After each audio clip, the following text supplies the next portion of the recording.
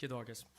하나님 아버지, 우리 교회 함께 이제 섬기게 된 우리 이미영 집사님과 그 가족들 기억해 주시고 하는 은혜 가운데 또 이곳에서 주님 원하신 믿음의 사명 잘 감당하게 하시고 또 주어진 달란트로 마음껏 주님을 찬양하며 사는 하나님의 귀한 종 되게 하여 주시옵소서.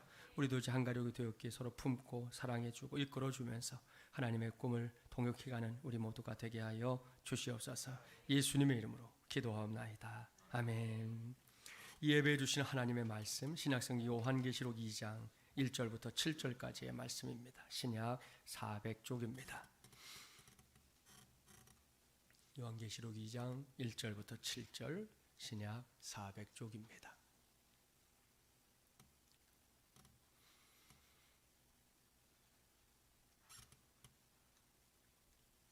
하나님께서 계시한 이 말씀을 봉독할 때에 모두가 아멘으로 받기를 바랍니다.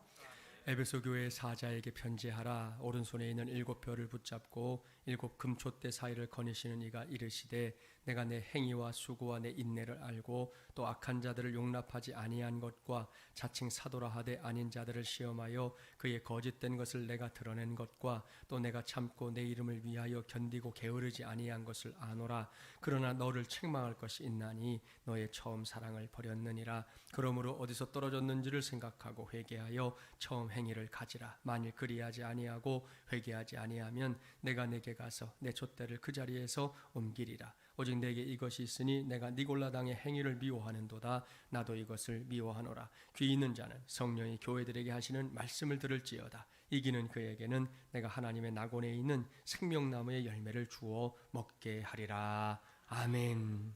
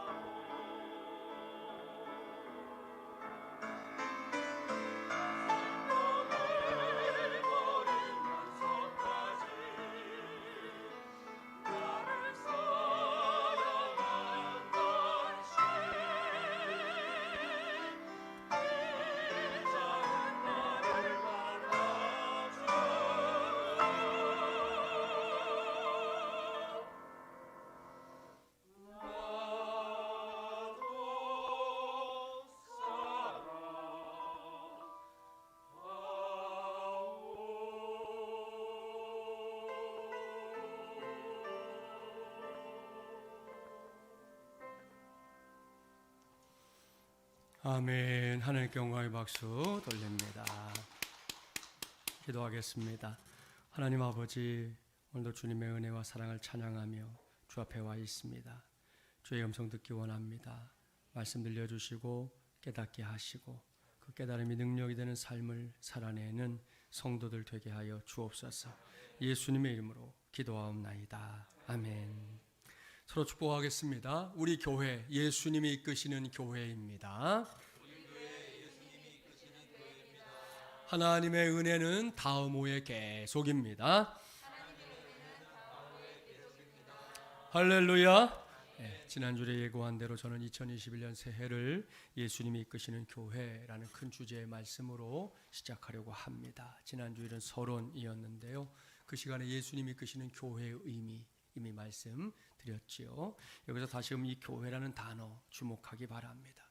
여러분 그거 아십니까? 저와 여러분 오늘도 이렇게 교회를 열심히 섬긴다 하고 있는데요.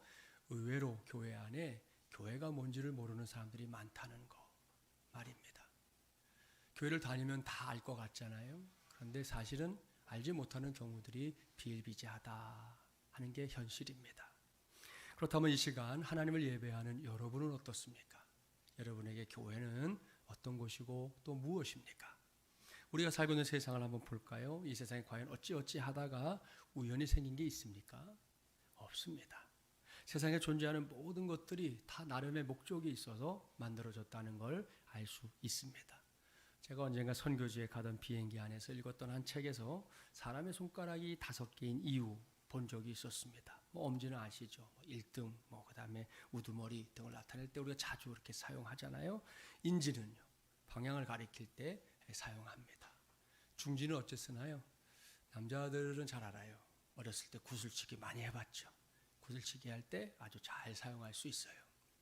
약지는요, 약지는 사람의 손가락 중에서도 가장 청결한 손가락이다 그렇게 알려져 있어요. 그래서 우리 엄마들이 아이들 약 먹일 때 숟가락에다가 가루약 넣고 물 이렇게 개일 때 약지를 가지고 이렇게 사용하시죠.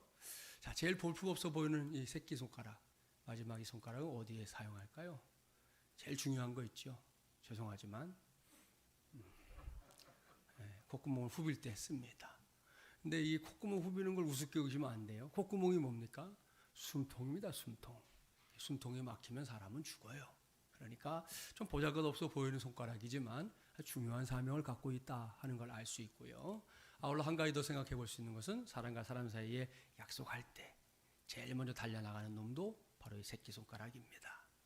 자, 이렇게 우리 몸에 붙어있는 5 손가락마저도 각각의 목적에 따라 존재하고 있습니다. 하물며 주님의 몸된 교회는 어떻겠습니까?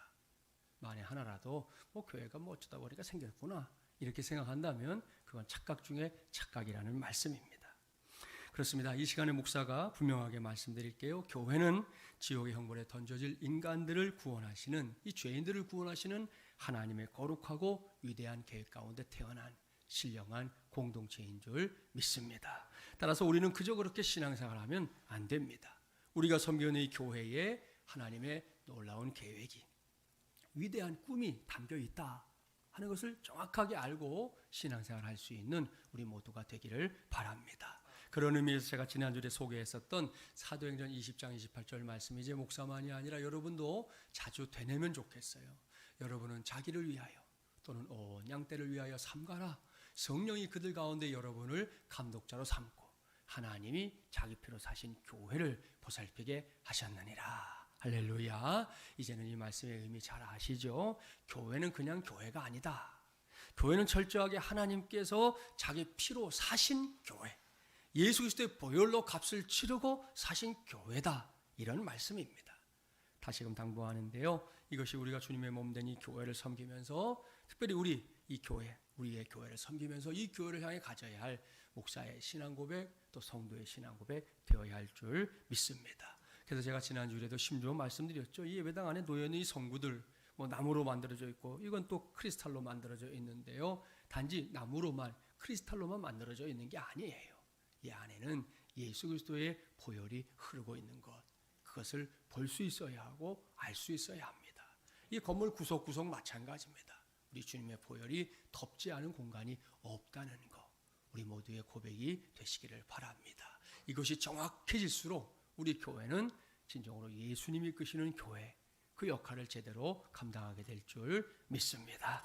이러한 전제를 가지고 지난 주일에는 다음호의 계속이라는 말씀 전했지요. 2020년 코로나19라고 하는 예상치 못했던 불청객을 만나서 우리가 참 힘겨운 시간을 보냈지만 그래도 교회를 향한 하나님의 은혜는 계속되었습니다. 그게 2020년으로 끝나느냐? 아니라는 것이죠. 2021년에도 다음호에 계속되는 은혜로 우리 가운데 함께할 줄 믿습니다. 오늘은 예수님이 이끄시는 교회 두 번째 시간입니다. 오늘부터는 요한계시록에 기록된 소아시아의 7교회를 하나씩 찾아다니면서 하나님의 음성을 들어보려고 합니다. 그 속에서 예수님이 이끄시는 교회가 정말 어떤 교회냐 찾아내려고 하는데요. 오늘은 이 시간에는 처음 사랑을 회복하는 우리 교회라는 제목으로 하나님의 말씀을 전하도록 하겠습니다.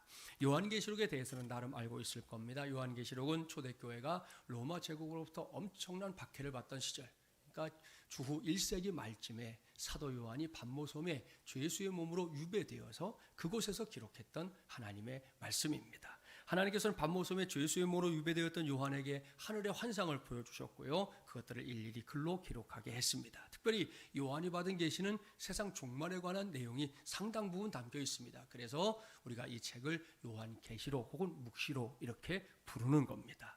따라서 이 책은 우리 신앙에 있어서 매우 중요한 책입니다. 동시에 이 책은 함부로 해석해서는 곤란한 책이다. 그렇게 말씀드릴 수도 있습니다. 앞으로 7주에 걸쳐서 우리가 집중하려는 건 요한계시록 2장과 3장 말씀입니다. 이 말씀에서 우리는 소아시아 지역에 자리 잡고 있었던 7교회를 만나게 될 건데요. 여기서 소아시아라고 부르는 지역은 오늘로 말하면 터키가 있는 곳입니다. 흑해를 사이에다 두고 유럽과 인접해 있는 터키의 지역이 있는데요. 이 지역에 이 7교회가 모여 있었던 것입니다. 그 교회를 이제 차례대로 만나볼 텐데요. 오늘 첫 번째 교회입니다. 어떤 교회인지 본문 1절 함께 봉독해 보겠습니다. 에베소 교회의 사자에게 편지하라. 오른손에 있는 7별을 붙잡고 7 금촛대 사이를 거니시는 이가 이르시되 아멘. 첫 번째로 우리가 만나볼 교회는 에베소 교회입니다. 에베소에 대해서는 많이 들어봤을 거예요. 무엇보다 신약 성경의 한 책인 에베소서 떠오르시죠? 여러분, 사도 바울이 감옥에서 보낸 서신 중에 하나가 에베소서라는 거 들어봤을 겁니다. 에베소서는 에베소에 세워진 교회에 보내진 하나님의 말씀이라는 겁니다. 이것을 상기할 때 에베소 교회가 사도 바울과 분명히 관계가 있구나 하는 것을 짐작해 볼 수 있습니다. 그렇습니다. 여러분이 알고 있는 대로 바울은 전도 여행을 많이 다녔습니다. 특별히 사도 바울이 2차 전도 여행 중에 성령의 인도하심에 따라 이 소아시아 지역에서 복음을 전하지 못하고 배를 타고 바다를 건너서 유럽에 들어가서 하나님의 복음을 전하게 됐는데요. 그 전도 여행을 마치고 돌아오는 길에 잠시 에베소에 들렀던 바울은 이 에베소라고 하는 도시가 전략적으로 매우 중요한 곳이구나 하는 것을 발견하게 됩니다.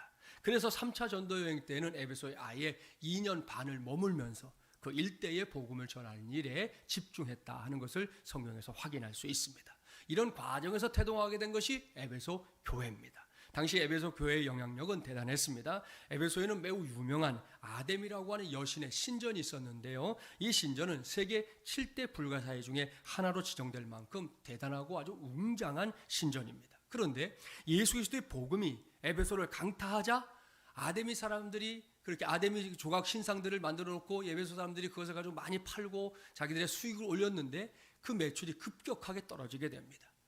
그래서 바울이 또 치도곤을 당하는 어려움을 겪기도 했습니다. 이러한 이력을 가지고 있는 에베소 교회에 하나님께서 보낸 편지가 전해지게 된 겁니다. 에베소는 반모섬에서 가장 가까운 곳에 위치해 있었습니다. 반모섬에서 100km만 똑바로 항해하면 이 케이스터 강 어구에 있는 에베소 항구가 나오기 때문입니다. 오늘부터 시작해서 이제 7주 동안 우리가 한 교회를 방문해 보면 알게 되겠지만 사도 요한을 통해 각 교회에 보내는 편지들은 크게 5부류로 나눌 수 있습니다. 칭찬만 받은 교회가 있습니다. 또 책망만 받는 교회가 있습니다. 또 책망보다 칭찬이 많은 교회가 있고요. 칭찬보다 책망이 많은 교회가 있습니다. 마지막 5번째는 칭찬과 책망이 비슷하게 균형을 이루는 교회가 있어요. 오늘 우리가 만나길래 에베소 교회는 5번째 부류에 속합니다. 칭찬과 그리고 책망이 균형을 이루고 있는 교회라는 것입니다. 자, 먼저 칭찬을 보겠습니다. 본문 2절과 3절, 제가 한 절 여러분이 한 절 교독해 볼까요? 내가 내 행위와 수고와 내 인내를 알고 또 악한 자들을 용납하지 아니한 것과 자칭 사도라 하되 아닌 자들을 시험하여 그의 거짓된 것을 내가 드러낸 것과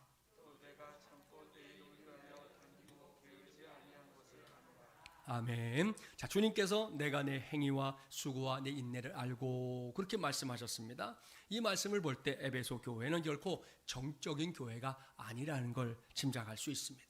전통을 고수하고 변화하지 않으려고 하는 안간힘을 쓰는 그런 교회가 아니라 예수 그리스도와 그 복음을 위해서 기꺼이 움직이는 활동적인 교회였다는 말씀입니다. 자, 활동적인 교회. 저는 이것이 앞으로 우리 교회의 모습이 되기를 바라는 목사입니다. 지금까지도 그랬겠지만 이제 막 개척 2기를 시작한 우리 교회가 앞으로 감당해야 될 몫은 지나간 시간들보다 훨씬 더 많을 거라 생각합니다. 코로나19가 잠시 발목을 잡고 있긴 하지만 이 또한 분명히 지나갈 것이거든요. 이 기간을 우리가 지내면서 제 안에 더 큰 바람이 있다면 그건 우리 교회가 주말이나 주일에만 집중하는 그런 교회가 아니라 평일에도 교회와 성도들을 중심으로 보람된 사역들이 이루어져가는 교회, 그런 교회가 되었으면 하는 바람입니다. 여기저기 구석구석에서 성도를 섬기고 또 마음을 다해 우리 이웃을 돌아보고 봉사하고 최선의 땀을 흘려 예수 그리스도의 피의 복음을 전하는 활동적인 교회, 이런 교회가 될 수 있도록 그런 분위기를 만들어갈 책임이 저에게도 있고 여러분에게도 있다는 말씀입니다. 에베소 교회가 그런 교회였어요. 2021년을 기해 새롭게 시작된 우리 교회 역시 그와 같은 교회로 굳건하게 세워지게 되기를 간절히 소망합니다. 얼마 전에도 말씀드렸잖아요. 남녀노소가 함께 모여 행복해하는 그런 교회 되어야 합니다. 어떤 교회는 이렇게 어느 세대가 부쩍 많을 수 있지만 그러나 더 정말 이상적인 교회는 남녀노소가 다 있는 교회예요. 그 안에서 하나님의 가족 공동체를 이루는 교회만큼 힘을 가진 교회가 또 없다는 것이죠.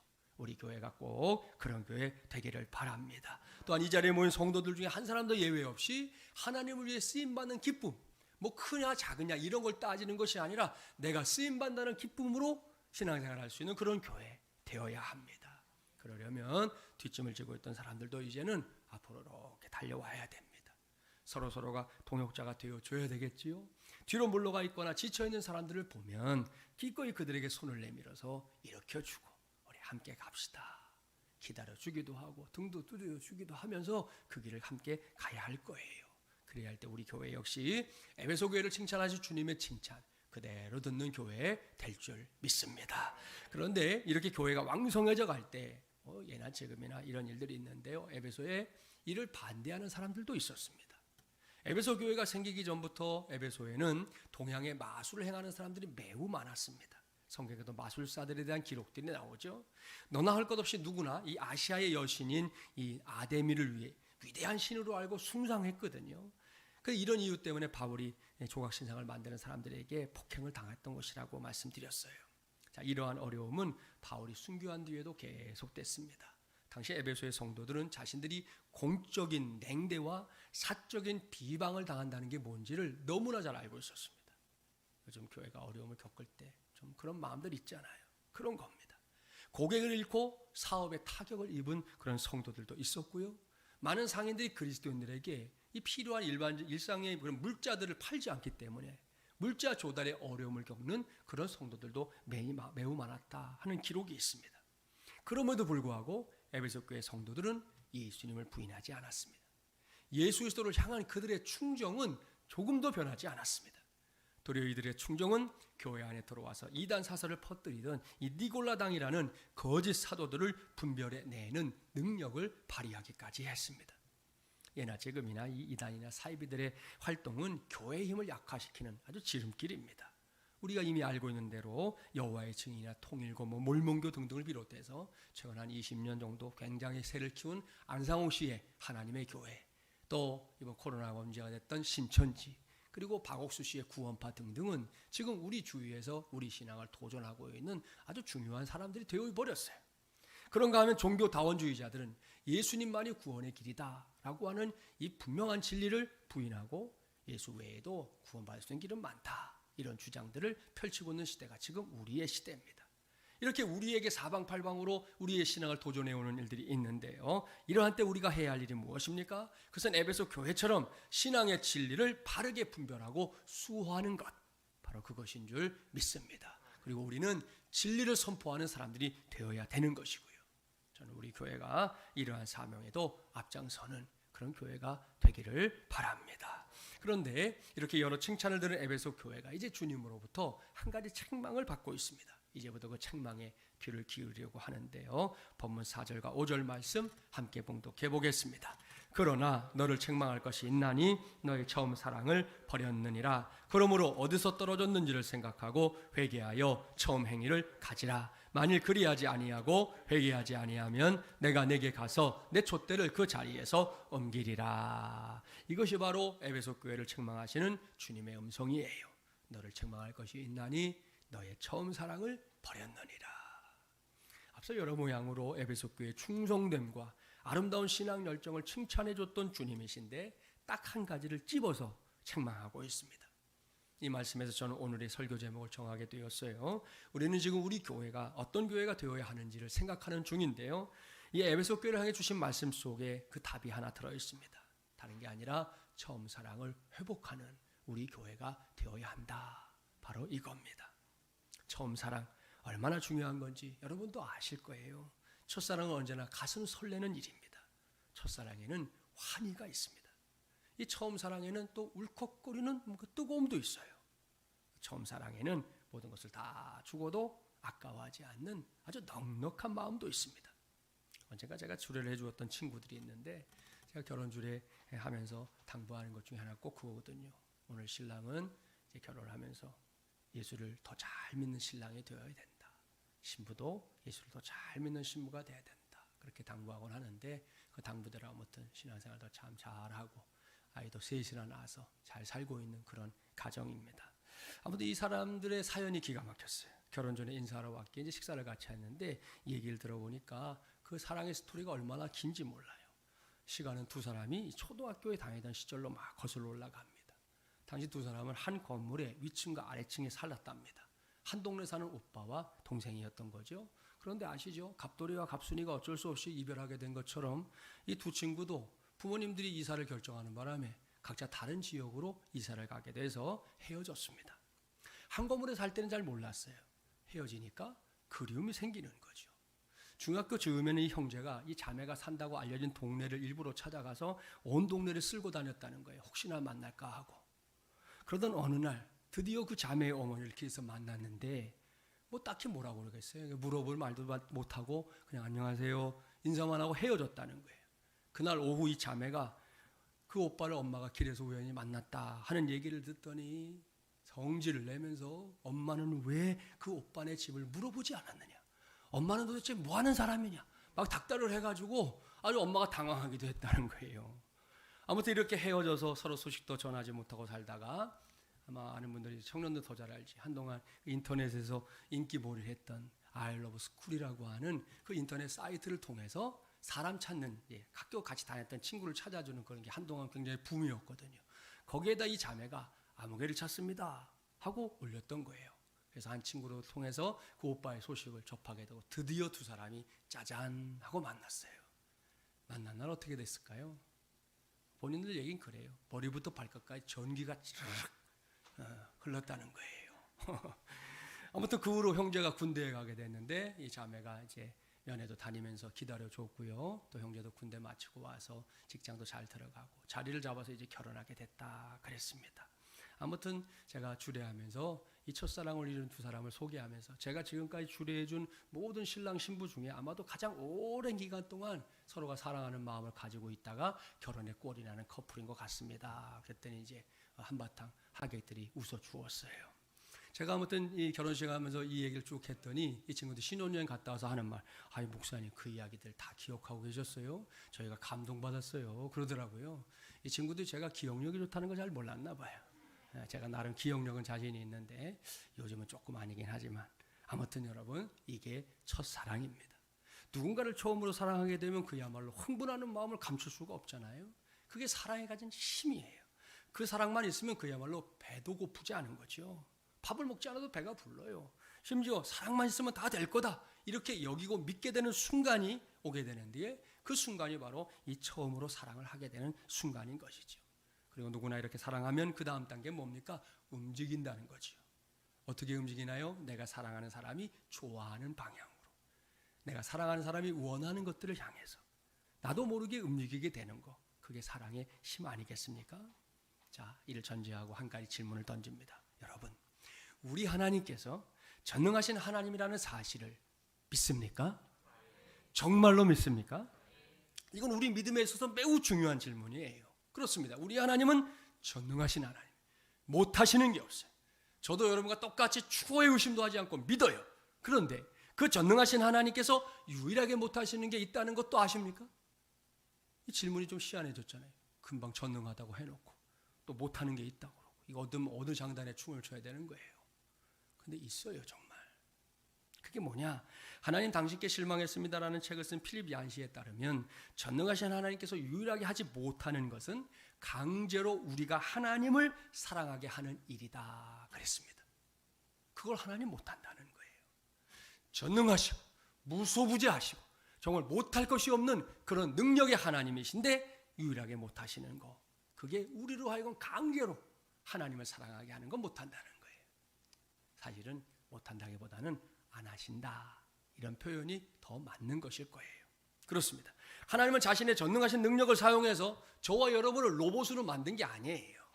너 내일부터 나 사랑해라, 띠리리 하고 듣고, 너 조금 있다부터 나 사랑해라, yes sir 하고 듣는 그런 로봇을 만든 게 아니에요.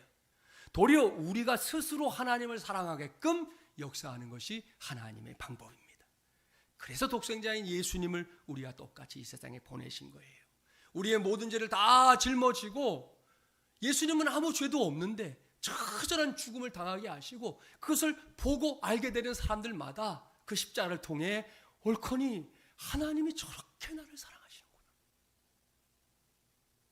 내가 그런 사랑을 받는 존재구나, 그걸 깨닫고 우리 편에서 자발적으로 하나님을 사랑하게끔, 하나님의 사랑에 반응해서 사랑하게끔 하신 것이 하나님의 방법이에요. 그렇기 때문에 이 철학자의 신학자였던 키에르케고르가 한 말은 정말 명언이에요. 제가 좋아하는 말인데, 사랑만이 불평등한 관계를 평등한 관계로 만든다 그랬습니다. 정말 명언이에요. 저는 이 말을 떠올 때마다 꼭 떠오르는 이야기 하나 있습니다. 오래전에 그 리더스 다이제스트에 나왔던 작은 글인데, 그 신학자에 있던 글에 이런 이야기가 있어요. 어느 집에 한 손자가 할아버지와 할머니를 보면서 도무지 이해 안 되는 게 있었다는 거예요. 그래서 할머니의 키는 170cm, 할아버지는 157cm인 거예요. 이 아이가 생각할 때도 보면, 주변에 보면 대부분 할아버지들이 크고 할머니가 작은데, 우리 집은 할머니가 크고 할아버지가 작은 거예요. 이 녀석이 궁금했던지 어느 날 아주 마음을 먹고 할아버지한테 물어, 할아버지, 저는 도무지 이해가 안 돼요.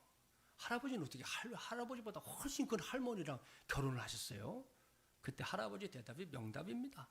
그거 우리는 앉아있을 때 사랑을 하게 되었기 때문에 일어났을 때는 이미 키가 문제가 되지 않았다 그랬어요. 제가 이 글을 처음 읽는 날 무릎을 쳤어요. 옳거니 맞다, 맞아. 여기도 다 우리 키 차이 나지만 앉았을 때 뭐 차이 나나요? 뭐 조금 나지요, 조금. 근데 일어나면 얼마든지 크게 날 수도 있잖아요. 그걸 말하고 있는 거예요. 그러니까 이미 사랑을 해버린 다음에는 키가 크냐 작으냐 뭐 이런 게 하나도 문제가 되지 않는다는 거예요. 그러니 키에르케고르의 말이 명언 아닙니까? 사랑만이 불평등한 관계를 평등한 관계로 만든다. 이건 진리입니다. 여러분 기억하십시오. 지금 우리가 이 자리에 있는 이유 잘 아시죠? 나 같은 죄인이 용서함 받아서 주 앞에 옳다함 얻음은 확실히 믿기는 어린 양 예수의 그 피로 속죄함 얻었네. 바로 이것 때문인 줄 믿습니다. 내가 잘나서 하나님의 사랑받고 여기 있는 게 아닌 것이죠. 우리 모두는 이와 같은 하나님의 사랑에 대해서 이미 감격했던 경험을 갖고 있습니다. 저도 말씀 준비하면서 떠오른 게, 신학교 들어가기 전에 그 겨울이었어요. 사순절 기간. 막바지 그때 생각나더라고요. 그때 첫 은혜, 그 소위 말하는 은혜 체험을 하는데 몇 날 며칠 철야를 해도 전혀 피곤하지 않아요. 밤을 새워 기도했는데 또 기도할 게 있는 거예요. 근데 주님 때문에 눈물 펑펑 쏟았는데 또 흐를 눈물이 있는 거예요. 여러분에게도 그런 경험, 뭐 작건 크건 다 있다고요. 우리는 그랬던 사람들입니다. 그때 저도 물었어요. 주님, 왜 날 사랑하십니까? 내가 날 봐도 마음에 들지 않는 구석이 한두 개가 아닌데 주님은 왜 날 사랑하십니까? 무엇 때문에 사랑하십니까? 묻고 또 물어도 답은 하나예요. 그냥 나는 널 사랑해. 나는 널 사랑해. 그게 하나님 대답이에요. 밑도 끝도 없어요. 그냥이에요. 그냥. 하나님이 사랑하시는데 어떻게 하겠냐는 거예요. 여러분도 물어보세요. 하나님은 우리 모두에게 똑같은 음성 들려주십니다. 에베소 교회는 처음에 바로 이 사랑이 자기들을 위한 사랑이었다는 걸 깨달았던 사람들이, 바울을 통해 전해진 복음의 메시지 속에 그들을 향한 하나님의 사랑이 듬뿍 담겨 있었기 때문입니다. 그 사랑을 깨닫고 나니까 지금까지 평생 동안 정말 대단하게 섬겼던 아데미 신전, 아데미 여신, 그까짓 거 우상더미에 불과하구나 생각하고 다 던질 수 있었던 거예요. 하나님께로 예수 그리스도 앞으로 돌아오는 위대한 구원의 역사가 에베소라는 도시 안에서 일어나게 됐던 겁니다. 그런데 사도 요한으로 하여금 요한계시록을 기록하게 한 그 시점에 에베소 교회가 그만 그 사랑을 잃어버리고 있었다는 거예요. 분명히 그런 때가 있었는데 지금은 아니라는 거예요. 그래서 주님 말씀하십니다. 너의 처음 사랑을 이제는 회복하라. 처음 사랑을 회복해라. 할렐루야. 2021년을 맞이하면서 새롭게 시작된 우리 교회 역시 이러한 주님의 음성에 귀를 기울이기 바랍니다. 저와 여러분 모두가 오늘 온종일 교회 안이든 밖이든 어디에서 시간을 보내든 주님께서 우리 한 사람 한 사람을 향해 들려주는 그 음성에 꼭 귀를 기울이기 바랍니다. 그렇습니다. 우리 교회는 그야말로 하나님의 나라를 위해 이전과는 다르게, 이전보다 귀하게, 이전보다 크게 쓰임받는 교회가 되고 싶어하는 마음으로 두 교회가 한 마음을 모아 막 출발한 교회입니다. 그러한 우리 교회를 향해 주님은 지금도 말씀하시는 거예요. 처음 사랑을 회복하라. 여러분, 이 말씀은 분명히 교회를 향한 말씀이지만 교회만을 향한 말씀은 아닙니다. 이 말씀이 주님의 몸된 이 교회 공간에 뿌려지는 말씀이 아니에요. 이 교회를 섬기고 있는 저와 여러분 한 사람 한 사람에게 들려지는 말씀이 되고 있는 것입니다. 그렇습니다. 우리 교회가 처음 사랑을 회복하는 교회가 된다는 것은 다른 그 누군가가 아니라 담임 목사인 저부터, 그리고 여러분 한 사람 한 사람이 하나님을 향한, 주님을 향한 처음 사랑을 회복하는 것, 바로 거기에 있는 줄 믿습니다. 지난 1988년부터 목회 현장에 뛰어들고 나서 오늘에 이르기까지 사역을 감당하면서 늘 자주 아울러 분명하게 깨닫게 된 게 있어요. 여러분, 그것은 교회를 향한 하나님의 사랑이 그야말로 짤짤짤짤짤 끓는 그런 뜨거운 사랑이라는 사실이에요. 여러분, 하나님은 교회를 사랑하십니다. 정말 교회를 너무 귀하게 여기시고 교회를 아끼십니다. 그럴 수밖에 없는 이유가 사도행전 20장 28절이에요. 이 교회를 당신의 피를 주고 샀기 때문이에요. 하나뿐인 아들 독생자를 내어주고 사신 교회이기 때문이에요. 그래서 우리가 교회를 놓고 이러고 저러고 말하는 것과 상관없이 하나님은 교회를 사랑하십니다. 뜨겁게 사랑하십니다. 우리는 그것을 알아야 하는 것이고요.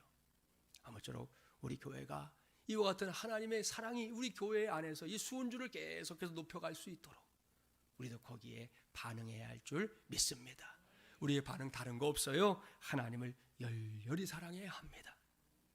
하나님도 우리를 얼마나 사랑하시는데, 여러분, 사랑이라는 게 그렇잖아요. 주고받고 하면 더 시너지가 생기지만 나 혼자 열심히 사랑하고 상대방은 아무런 반응도 안 하면 그건 끝난 거예요. 그렇잖아요. 하나님과 우리 사이에서도 마찬가지. 하나님은 이미 우리를 사랑하셨습니다. 그리고 보여주셨습니다. 우리가 하나님을 더 사랑하는 일만 남았어요. 2021년 저도 여러분도 하나님 더 많이 사랑하며 삽시다. 누구에게든 어디 가서든 우리 하나님 자랑하며 삽시다. 여러분, 코로나19 때문에 여러 가지 일들이 있다 해서 하나님이 자랑스러운 게 사라지는 게 아니에요. 우리는 거부당할 수 있지만 하나님은 거부당하는 법이 없어요. 기억하시고 하나님 자랑하며 사십시오. 그 하나님을 사랑하는 마음이 하나님을 기쁘게 할 줄 믿습니다. 또한 감정만이 아닌 굳센 의지를 가지고 우리 모두가 서로 사랑해야 합니다. 옳습니다. 그렇게 내 옆에 있는 성도를 사랑하고 싶어 안다라는 그런 저와 여러분이 되기를 바랍니다. 그래야 할 때 우리 교회는 처음 사랑을 회복하는 위대한 교회가 될 줄 믿습니다. 그리고 주님께서는 그와 같은 우리 교회를 주님께서 세우고자 했던 바로 그 교회로, 이끄시는 교회로 세우실 줄 믿습니다. 그 믿음 안에서 2021년 연초부터 우리가 같은 마음, 같은 생각, 같은 비전을 붙잡고 이 길을 달려가게 되기를 주님의 이름으로 간절히 축원합니다. 기도합시다. 하나님 아버지 감사합니다. 오늘도 우리를 부르셔서 예배하게 하신 거 하나님의 은혜입니다. 그 은혜 힘입어 예배하는 이 시간 주의 말씀 전하였사오니 이 말씀대로 우리 모두 처음 사랑을 회복하는 성도, 그러한 우리 교회 세우게 하여 주시옵소서. 우리 중에 구원의 은혜가 무엇인지 모르는 사람이 있다면 이번 기회에 내가 구원받음이 얼마나 위대하고 놀라운 일인지를 체험케 하여 주시옵시고, 이미 경험한 사람들은 혹 우리 안에 식어져 있는 마음들을 다시금 뜨겁게 달구어서 주님 앞에 처음 사랑을 회복한 교회를 세워가는 동역자들 되게 하여 주시옵소서. 에베소 교회가 받았던 칭찬을 우리도 받게 도와주시고, 에베소 교회가 받았던 이 책망에 대해서 우리가 깨달음대로 주님 말씀 부여잡고 처음 사랑 회복해서 하나님의 큰 기쁨 되는 우리 성도들, 우리 교회 되게 하여 주시옵소서. 예수님의 이름으로 기도하옵나이다. 아멘. 땅에 오셔서 우리의 모든 죄 대신 지시고 우리의 구세주가 되어주신 우리 주 예수 그리스도의 은혜와 하나님 아버지의 놀랍고도 만극하신 사랑하심과 성령님의 감화, 감동, 교통, 인도하심의 역사가 오늘도 말씀 붙잡고 다시금 세상을 향해 나아가는 하나님의 귀한 종들과 주의 몸된 교회, 또 어려움을 겪고 있는 이민족과 열방 가운데 함께 하시기를 간절히 축원하옵나이다. 아멘. 아멘.